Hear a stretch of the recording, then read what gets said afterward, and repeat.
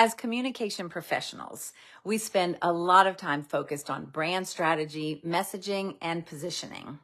But if your internal culture doesn't reflect what you're putting out into the world, people will notice and they'll stop believing in your brand.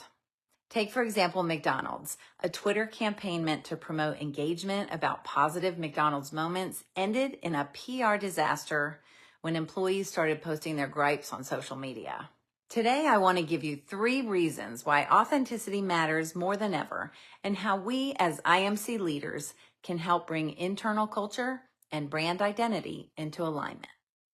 Number 1, people can spot a fake. Audiences today can tell when a brand says one thing but behaves another way. If your culture doesn't reflect your brand values, it creates a credibility gap, and that gap erodes trust. For example, if your brand says, we care about diversity, but your internal culture doesn't support inclusion, people will notice.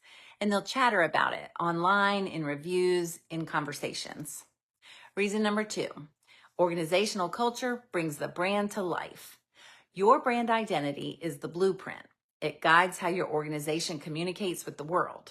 But your culture is what brings that blueprint to life. It's how your employees interpret, express, and embody the brand every day. And at the center of the blueprint is something expert Kevin Keller calls a brand mantra. The brand mantra reflects the heart and soul of the brand, and Keller says that every organization should have one. It's more than a catchphrase. It's a mental filter that helps employees make brand-aligned decisions and avoid actions that could dilute the brand's meaning. For example, Nike's authentic athletic performance or Disney's fun family entertainment. These aren't just taglines, they're internal compasses for the organization and for the brand. They help to convey values, they shape behaviors, and they guide both the culture and the communication. When your brand mantra is clear and your culture supports it, your messaging becomes more consistent, your people become more engaged, and your brand becomes more believable. We see this in the company Patagonia, for example. It's known for having a culture where people want to work. Turnover is low. Programs, benefits, and rewards convey many of its core values, including its brand mantra, do things differently. Reason number 3, alignment builds long-term brand equity. When culture and brand reinforce each other, then you have authenticity. You build trust. Employees feel proud. Customers feel connected. Stakeholders feel confident.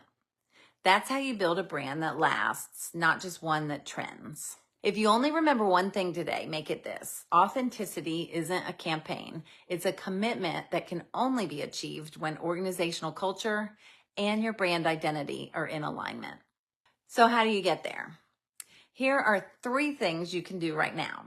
First, define your brand mantra. Keep it short, meaningful, and memorable. It should guide decisions and behaviors across the organization. Second, look at your internal culture. Does it mirror what your brand promises externally? If not, consider an organizational brand audit. Experts don't agree on an easy way to create organizational culture. But if you start surveying your employees and examining their behaviors, their rituals, and their values, you will begin to see patterns and if any inconsistencies exist. Third, be consistent. From onboarding to internal comms, make sure every message, both internally and externally, reinforces the same authentic story. Finally, I'll wrap up with this. In a study of Fortune 500 chief communication officers, researchers found that our role is expanding. Today's CCOs are not just storytellers. We're internal and external communication experts. We are the keepers of the brand, the wordsmiths, the connectors, the strategists, the promoters, and the protectors.